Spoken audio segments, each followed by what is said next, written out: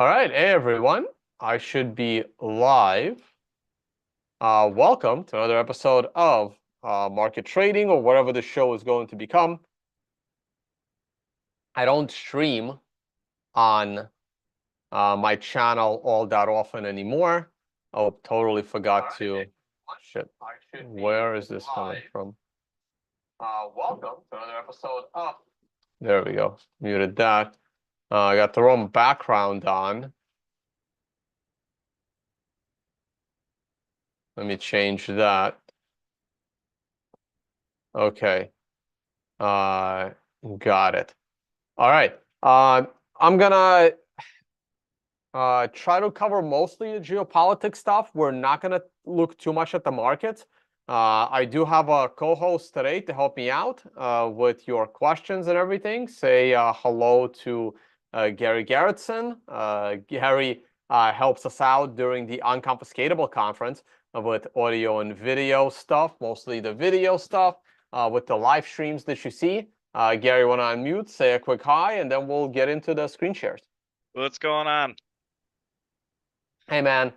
Gary will keep an eye on your live chat. He will interrupt me with any questions or any of my additional technical issues. All right, let's go to screen share. I know I can do announcements all day. Maybe I'll do those real quick. I really like the mempool. The mempool is not congested. We are processing 10 set per byte transactions. I saw 10 set per byte transaction recently. There it is. 10 Satoshi per byte transaction. 10 hours, 3 hours ago, there was a 9 set per byte average transaction, also 3 hours ago. So that's a good sign. It means that Bitcoin can once again be used as a medium of exchange. Quick shout out, Financial Summit. That's where you can find our price analysis every morning. Had an awesome new show on the Financial Summit YouTube channel. That's gonna play audio again. Awesome new show on the Financial Summit channel just yesterday with Mark Wood, going over a lot of charts. You really want to check this one out. This was the longer format. Mark Wood and I are going to probably do more shows covering traditional markets and other markets as well. So those looking for the longer format, these 1 hour deep dives into technical analysis, this was the longer cycle of the halvings and stuff. So go ahead and check that out. Unconfiscatable. Coming back to Las Vegas. Gary and I were just discussing it before the show. Join us in Las Vegas for Unconfiscatable. It's going to be a little bit different this year. The poker tournament's going to be the same. Everything is going to be in different places. I'll be updating, though. I'm going to Vegas in 2 weeks to talk to some new venues, and go ahead and sign up for that. All right. That's it with the announcements. I'm going to take a sneak peek at the price.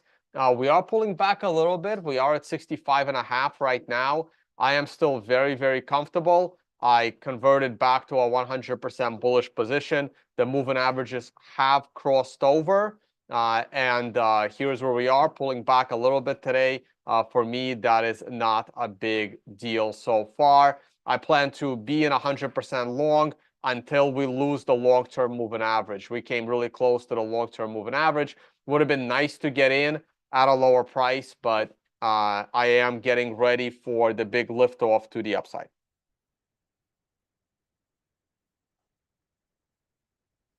All right. A daily chart is the only other interesting chart. We hit resistance at the long-term moving average, at the MRI resistance line, which is fine. Pulling back to the 50-period moving average. Again, not a big deal. I am looking for more consolidation here for an eventual breakout. We hit a 4-hour MRI top. We're again pulling back 1 to 4 candles. Not a big deal. This is the ETF purchases. ETF purchases have been incredibly weak. We had large purchases yesterday, which makes sense. The price of Bitcoin went up a lot. So when I update this here for this week, The week's gonna end with tomorrow's date. When I update these numbers, you're gonna see pretty big increases. I think like 4,000 or 5,000 Bitcoin was purchased by the ETFs this week. I want to be at a point where the ETFs are buying double to triple mined supply of Bitcoin every week, and then the price of Bitcoin should significantly accelerate to the upside. Natural gas prices are rising. It's a little interesting that it's happening going into the summer, not going into the winter. We'll see how Europe and Germany handles this. That's a pretty big increase. Again, Germany now has to buy very expensive liquefied natural gas. Price of natural gas is up 60% since February. That's going to take a good chunk. If natural gas prices are consistently above $3, that's going to have huge, huge problems in Europe, especially in Europe. Price of oil. Let's go and take a look what the Biden administration has done as far as the Strategic Petroleum Reserve is concerned. We have the 510 number. Let's go to our spreadsheet. I added one more thing to the spreadsheet. I do need additional data here. We added U.S. debt. The U.S. debt held by foreign nations. So I added a tab. I wanted to keep an eye on this. You can see that the data that I put in here, it only goes back to 2022, unfortunately. I don't know how to get older data, but you can already see China in red right here, how China has lowered their holdings of U.S. national debt. And Japan, I believe, is in blue. Japan has been increasing its holdings of national debt since. All right, I may need to make this smaller.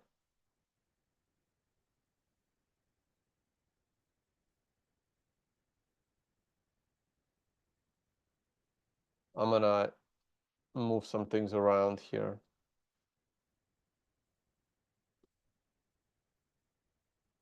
I can't fit everything. Let's delete these columns. Let's delete these rows.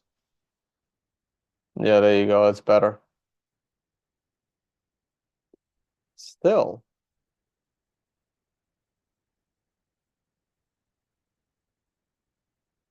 Man. There we go. Now I can see it. Japan was reducing its holdings of U.S. National debt until the second half of 2022. It has increased them since then. Yeah, I wish this chart. Yeah, I need this data going back further. I'll figure out how to get older data, but the U.S. government doesn't seem to have older data on their website that I was able to find. So I'll need to look for this data somewhere else. And we're back to the oil reserve data. Let's look at the latest data point on 510.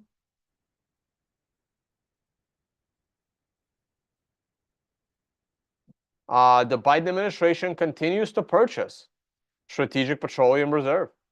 And they bought an additional 590,000 barrels of oil. And so far this year, they are up to 13.5 million barrels of oil purchased into the Strategic Petroleum Reserve. And let's see where that leads. I still think they're going to start selling the oil come this summer to lower the price at the pump. But for now, they're continuing to purchase additional barrels of oil. I've extended this box, and they're still buying them in the box. This week, the price of oil is rising. We will see where that goes. All right, let me click on that. All right. I got all these tabs open for the budget. I think I'm just going to wait till next month. I'm going to close all of these. They're just taking up tabs. I'm not going to talk about the budget this month. I'll wait till next month's data come out, and we'll talk about it then. I talked about this on another stream. This is, what are we looking at here? Consumer Price Index. This is the CPI. This shows you the CPI and how much inflation has gone up in its history since 1947. So that is a really, really big upswing. The chart that matters to me in a short term is this one, percent year-over-year change. And we can zoom in on the current period. Okay, this is, let's zoom out a bit. So the inflation prior to COVID was between 2 and 3%, exactly where the Fed likes it. Inflation obviously went to zero during COVID because no one was buying anything. So why would inflation rise? And then after the lockdowns, inflation went up a lot. Now, I am of the belief that 80% of the reason for this inflation is not the money printing. It's the destruction of the supply chain, followed by trade wars with China and Russia, basically. That, to me, that is the main reason for this sticky high inflation. More the destruction of the supply chain is being number one. Being aggressive towards China and their economy is number two. Russia is not affecting us in the US as much. It's affecting Europe's inflation a lot more than it's affecting US inflation. And inflation has come down, but now we're in this 3 to 4% range. For some reason, all the crazies, and I talked about this on the spaces yesterday, the Financial Summit Twitter space. For some reason, all the crazies think that this little dip down from this here in March to this here in April, this 0.1% drop in inflation somehow matters to the Fed. It does not.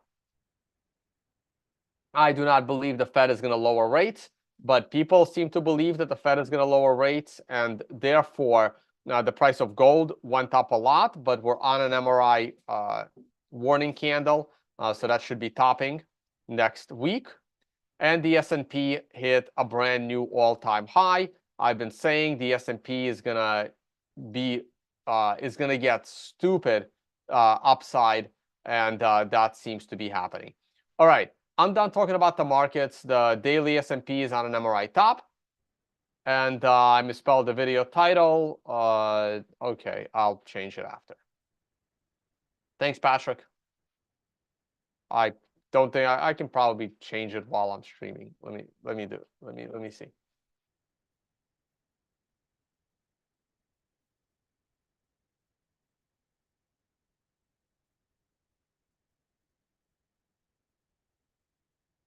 Let's see if that works while I'm streaming.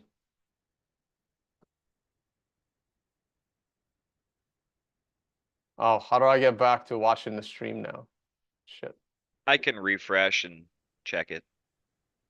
Yeah, refresh and check that. No, Yep, but now you I got lost it. my stream. You got it. All right. Yeah, but now I want to open it up again. Yeah, S&P, I believe is topping. I wouldn't be going long in the S&P today or tomorrow.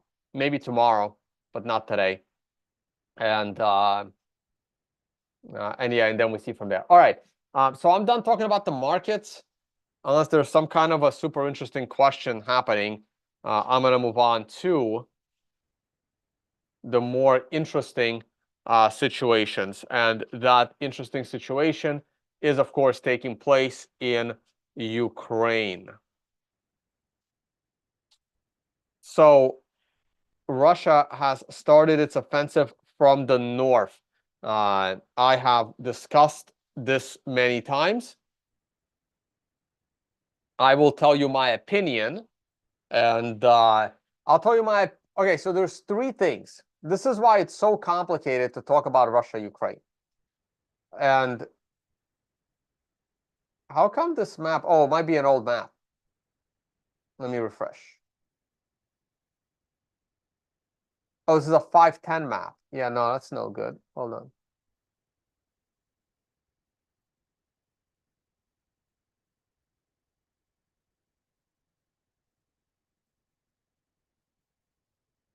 Here we go. This may seem minor, but it's not minor. Remember, this is a pro-Ukraine map. This is a pro-Western map of what's happening over here. Okay, so I may have to remind people of the big picture. There are three things to keep in mind when when I talk about Russia, Ukraine, right? There's three things to keep in mind. There is what Russia is doing, what I think Russia will do, and what I think Russia should do. Okay? Now, this is from the perspective of Russia. This is not from the perspective of Zelensky, right? So I'm taking the perspective of the Ukrainian side of my Ukrainian half, right? Because I'm half Russian, half Ukrainian. So if I was to talk about this from the perspective of Ukraine, what Russia should do is pack up and leave onto their border and allow America to take over Crimea and break up Russia into a bunch of pieces. That is the perspective from the Ukrainian side. That is an unrealistic perspective. So because the Western perspective of what Russia should do is completely stupid and unrealistic, there's absolutely no reason for me to talk about it. So the only way to discuss Russia-Ukraine is from a realistic perspective. And there are three things that can be discussed. What is happening on the ground right now, what I think will happen on the ground, and what I think should happen on the ground from the perspective of Russia. And I will say that what I think Russia should do and what Russia is doing is very, very similar. It is very, very similar. And I've been talking about it for a long time. So on the big picture side, what Russia is, they don't really want to go all the way to the Dnieper River, but they probably will. When the Ukraine defense completely collapses, you will likely see Russia take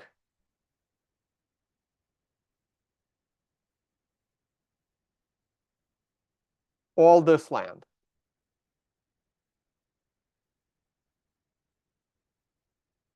Okay. Now, this is going to be an absolute nightmare for them to properly manage and administer, because the closer they get to the river, the more they are dealing with native Ukrainians and the less they deal with native Russians. The reason why Russia was able to take all this land so quickly is because this land is 98% ethnic Russians. As you go further west, you get less and less Russians and more Ukrainians. And because this ridiculous triangle is impossible to defend and maintain, Russia will ultimately have to close this triangle as well. And this will also eventually, very likely become Russia. They don't want to deal with this. This is, as John Mearsheimer likes to say, it's like swallowing a porcupine. You don't want to rule over a population that hates you. You don't want to do that. At the moment, Russia isn't doing that. At the moment, Russia is ruling over the population that likes them. And the further they go west, the more they end up in an area where they're disliked and they don't want them there. This whole concept that Ukraine wants this land back is completely ridiculous because this land is occupied by Russians. Now, technically speaking, this land already belongs to Russia. They just haven't made it there yet. These are Russian regions. And sometime this year, Russia will completely take this over. Okay. Now, why is Russia attacking from the north? And this is where there is a slight difference between what Russia is doing and what I think Russia should be doing. In my opinion, it is more important for Russia, from the Russian perspective, to capture the Odessa region than to capture the Kharkiv region.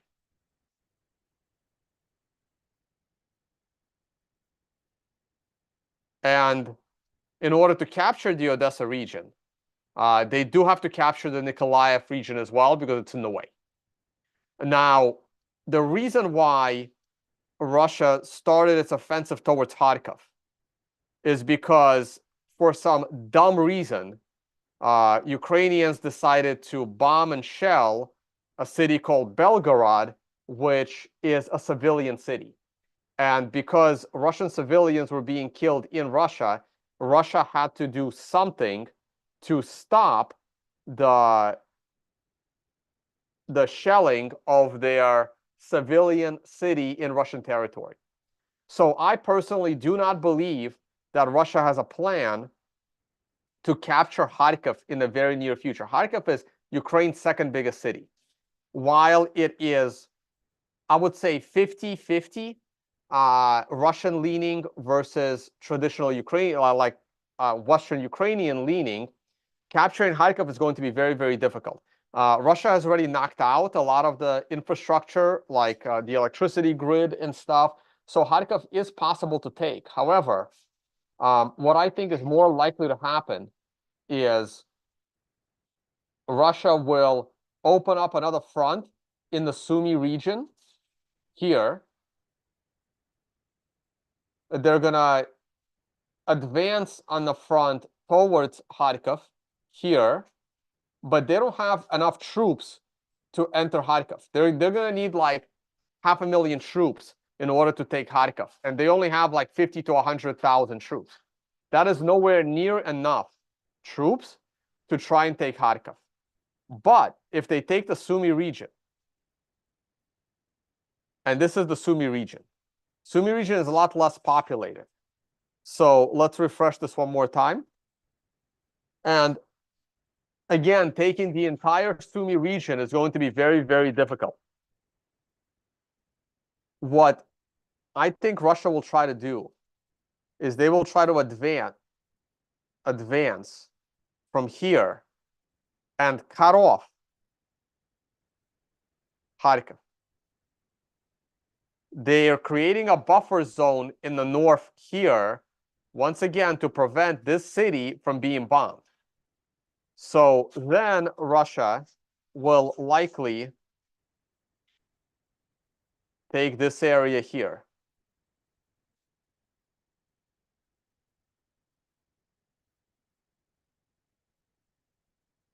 And then they'll stop. And then what they'll do is they're now they have the city surrounded, and they're also going to be advancing from here because they're advancing from here.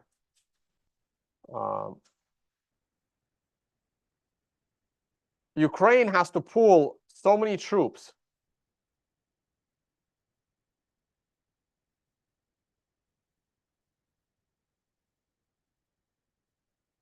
Ukraine is pulling troops from everywhere on the front line in order to defend this area, and they can't do it because Ukraine, for the last 6 to 9 months, while they were shelling Belgorod, they were supposed to use the billions of dollars in order to build defensive positions to prevent Russia from walking in. Of course, Ukraine didn't do that. They pocketed the money because Ukraine is the most corrupt country in the northern hemisphere, rivaling, the southern hemisphere as well. and none of these defenses were built. Now, again, keep in mind, Russia doesn't have the manpower to take a city like Kharkiv. They are going to surround it, and they're going to basically starve it out as people continue to move from Kharkiv. Now, why is it more important to take Odessa than Kharkiv? There's two reasons for that. One is the Ukrainian front line is ready to collapse. Zelensky is no longer president as of the 20th, and he becomes a civilian. And Russia has said that at that point, they can arrest him, they can go after him, whatever. And Ukraine is going to officially be leaderless. It becomes pretty much I don't know what to call it, right? A dysfunctional state. However, once Ukraine is cut off from the Black Sea, it's over for Ukraine. Ukrainian economy will never function again properly if they are cut off from the Black Sea. And once again, because Ukraine decided to shell non-military targets in Crimea and bomb them, and these attacks are coming from this region here, and potentially even like Romania, Bulgaria, but mostly from the southern region of Ukraine. Russia needs to take this region before any serious peace negotiation take place. In fact, at this point, Russia is incentivized to stall the negotiation for peace until they take Odessa. Because once they take the Odessa region, and you see the outline here, they also build a bridge to Transnistria, which is the Russian region of Moldova. And they basically, now they have a land bridge into Moldova to make sure that Moldova doesn't go the stupid route like Ukraine did to piss off Russia and like slap the bear in the face. So it's absolutely vital at this point that Russia, from the Russian perspective, takes Odessa for so many reasons. It locks in Ukraine. It prevents Ukraine from being a functional country ever again. Ukraine will basically need to be either subsidized fully by the United States, or the landlocked Ukraine is basically left for Russia to administer in a quasi way by picking the leader of Ukraine going forward. Basically, Ukraine will not function as a standalone country if it's cut off from the Black Sea. Another reason is Russia considers Odessa to be an ethnic Russian city. It has always been a Russian ethnic Russian city if you go back, pre-Khrushchev. And Russia, at this point, Russia wants it back. And as I've been saying for the last 2 years since this started, the more Russians die in this military operation, the more Russia will want, the more spoils Russia will want, right? Again, this is no different than when Rome when Caesar would go on his military quests and like defeat Gaul and other regions, and they would bring back the spoils of war. Now, back in the Roman times, spoils of war was gold and slaves. That was back when it was in Roman time. Today, what are the spoils of war? Well, it's still geography, okay? Geography matters, especially when the people living in that geography is somewhat sympathetic to your nation with historical roots. So had this stopped a year ago, Russia would have had to eat it and not have the ability to take Odessa.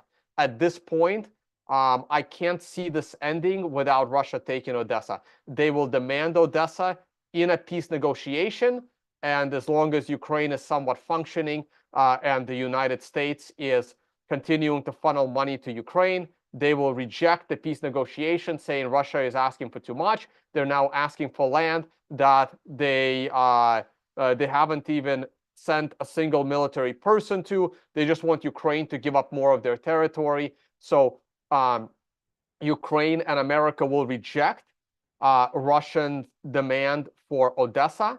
And this is where China can step in. This is probably why Putin is in China right now. He's probably explaining to President Xi that this is unlikely to stop until we take Kharkiv region and Odessa region.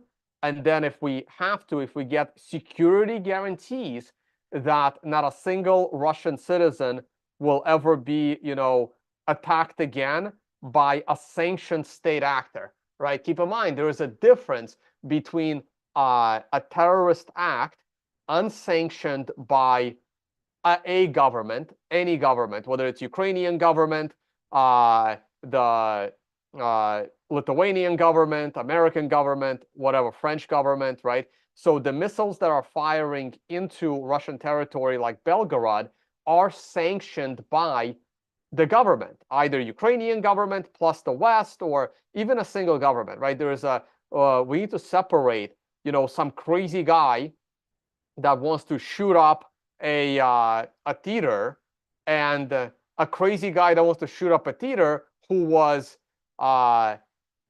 directed to do so by a government-paid employee, regardless if that government-paid employee is a Ukrainian government-paid employee or an American government-paid employee, like we all know the FBI likes to do in schools here in the U.S. That comment can get me banned on YouTube, but we'll find out. So either way, I think what Putin is telling Xi is, at a minimum, we want the three things. We want Kharkiv region. We want Kharkiv region is a very productive region economically. And again, it's 50-50, maybe a little more Russian leaning than Ukraine leaning. And Odessa region, same thing. And they're willing not to go all the way. So once again, I'm going to refresh the chart. I think that if the negotiations started today, Russia will try to stall as much as possible to take these regions. So I don't think Russia wants these peace negotiations today. They want these regions first, and then if they have security guarantees, they will leave this land. They can leave Sumy, and they can leave these other regions closer to the Dnieper if there is, a guarantee that no government-sanctioned Ukrainian weapon will fire on a native Russian in Russian soil. They'll take it. If they don't get that guarantee, they're going to go all the way to the river. All the way to the river. And at that point, if they still don't get that guarantee, they will just make sure the rest of Ukraine is totally destroyed. That's where I think it's headed. All right, any questions, guys? I do need to get going soon. I wanted to focus on Russia, Ukraine. We're not going to talk about Israel, Gaza today. We're going to skip that one. I'll save it for another day. So Felipe Porto wants to know, Tone, do you think we'll have a revival of Polish-Lithuanian alliance against Russia? No. Unfortunately, the fraudulent elections in Poland have elected a very pro-EU, anti-Russian leader, but the opinion polls out of Poland is clearly suggesting the majority of the people in Poland want nothing to do with fighting Russia because they see what's happening on the ground. And they know, I think people are starting to realize that NATO is useless. And as I mentioned on a prior stream, if Russia decided to invade Latvia or take a chunk of Latvia, which, by the way, would not be that hard. The eastern part of Latvia is just like the eastern part of Ukraine. It is basically lots of dual citizens, Latvian and Russian, even though technically that's not legal. Latvian law is a single passport nation. But this eastern chunk of Latvia is predominantly native Russians living there. And if Lithuania pisses off Russia enough, Russia will have to get into Latvia, and Russia is not going to take a chunk of Belarus because Belarus is on good terms with Russia. So in order for Russia to enter Latvia, yes, they can go through Belarus, which could potentially start trouble between Belarus and Latvia, which Belarus may not want.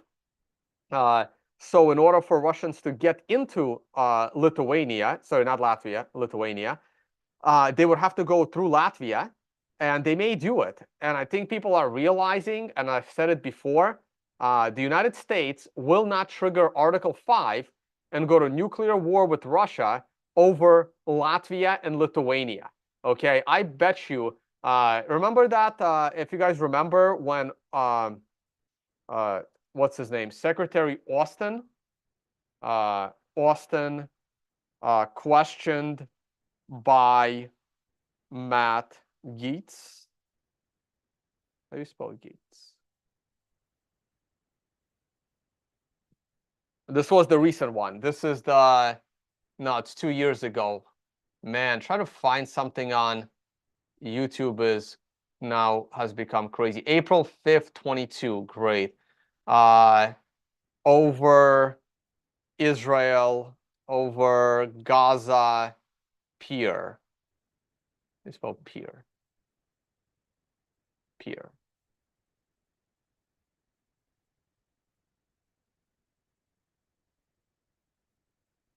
Here we go. Yep, here it is. So listen to this.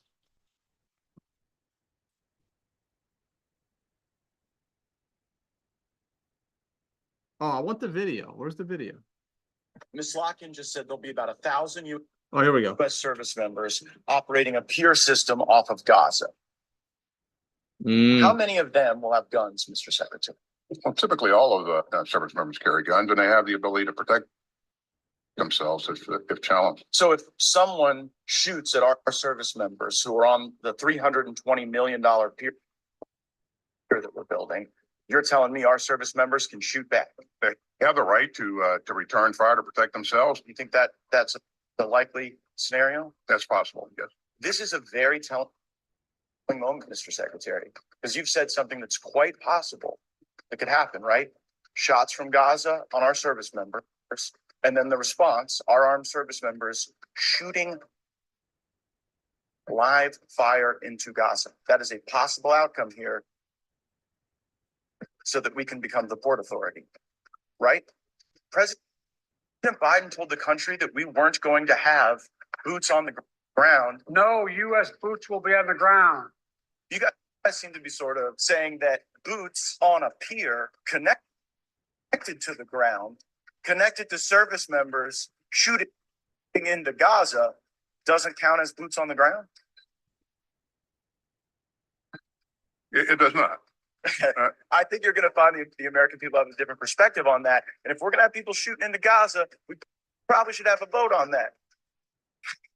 Right. So here is Secretary Lloyd Austin saying that boots on a pier shooting into Gaza is not boots on the ground into Gaza because because it's a pier, even though pier is connected to the ground.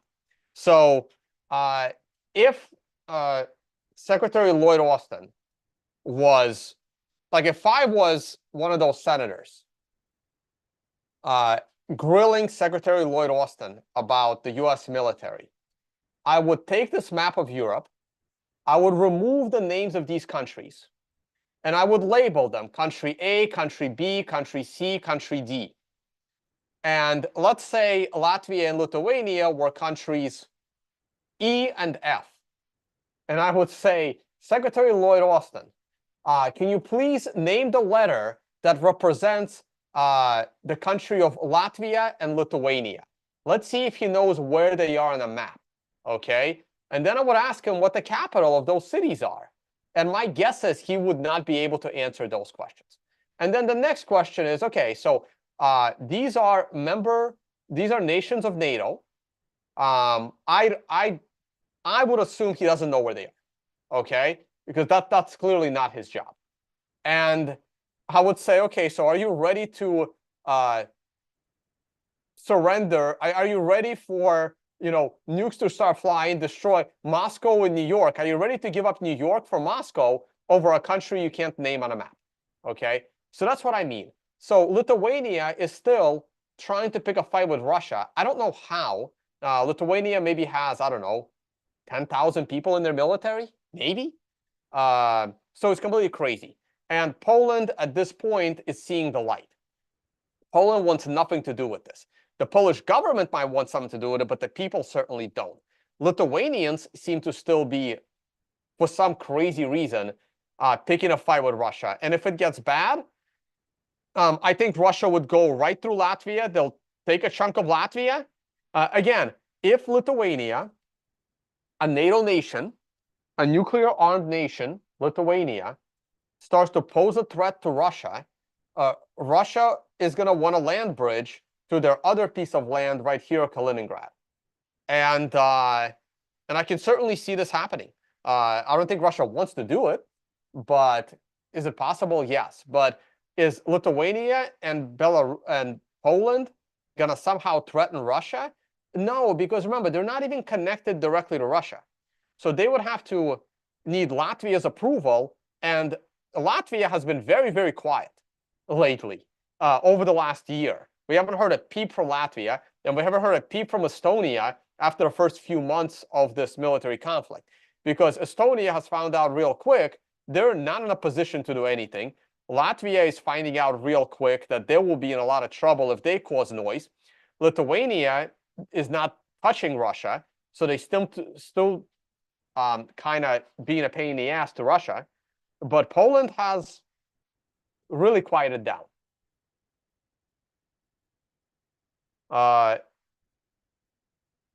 And yeah, Russia bordering Romania. And again, Russia would want to border Romania because Russia feels that Romania has been instrumental in helping Ukraine attack Crimea. So once again, if Romania is doing stuff that Russia doesn't like, what's going to happen is Romania is going to find out that Russia now borders Romania. And that's why countries need to be smarter and not pick on, not piss off bigger, stronger enemies.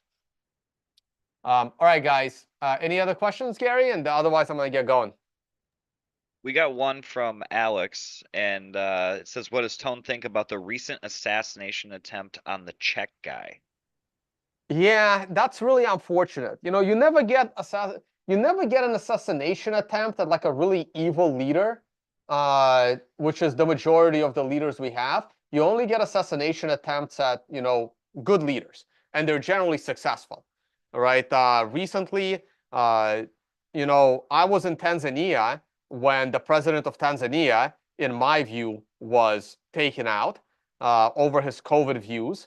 And it seems like the World Economic Forum and WHO, the World Health Organization, certainly were not happy with the Prime Minister of Slovakia going against the European views of lockdowns and vaccines and the whole health angle.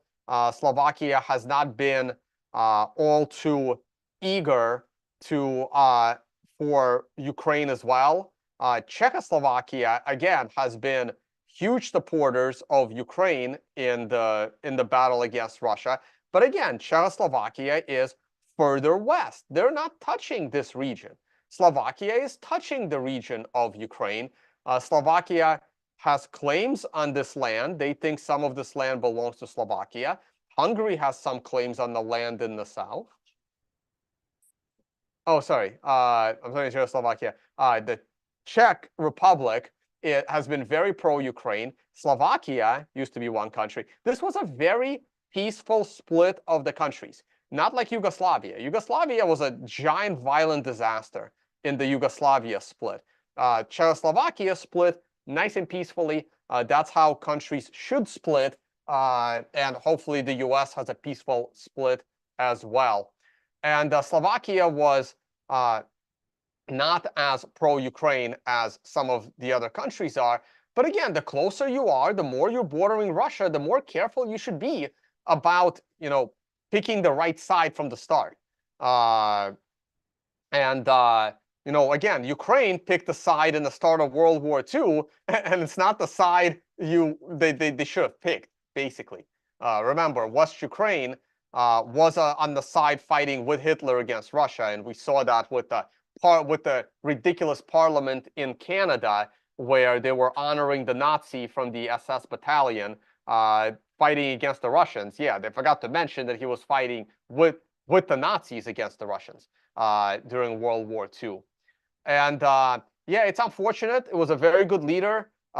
This leader was starting to see the side of Hungary and Serbia, and he was going to be a little more anti-woke agenda and a little more anti-World Economic Forum and more anti-World Health Organization, WHO. And unfortunately, this is what can happen. Always seems to happen to good leaders, never the evil ones. We have a Slovakian in the audience. Please write a comment. I know you're limited to a few statements. I am not as familiar with Slovakia as I am with other countries like Hungary, even like Serbia. Slovakia has kind of been under my radar. I think Slovakia has been under many people's radars. I've been meaning to make a trip to Hungary, Serbia, and Croatia. I guess I should add Slovakia to the list. I've been to the Czech Republic many times, but Slovakia is kind of, I don't know, not really. I think Slovakia became on everybody's radar with that movie Euro Trip, I think, where they were in Bratislava, and that was a very funny movie. Marian is saying, unfortunately, Ukraine had lost the chance to get a good peace deal and keep most of its territory. That is correct. Yeah, I think they're going to lose Odessa. There is a smaller chance they'll keep Kharkiv. I know the offensive is happening from Kharkiv, but I think it's more of a distraction. I think once now that Ukraine is sending their men from the front line to defend the north, the front line is going to collapse. And I think right now, Russia has their eye on Odessa. All right, guys, I have to get going. Thank you all for watching. You got my views. I do this kind of deep dive on Russia, Ukraine every month or two. And let's see where we are in about 30 days. I think there's going to be massive advancements by Russia through Ukraine territory. All right, guys, on this note, I'm going to cut the screen share. We're going to take a sneak peek at the price of Bitcoin before I head off. We're falling a little bit. Again, not a big deal. I'm not too concerned. Thanks, guys. Talk to you all on the next one. Thanks, Gary, for moderating.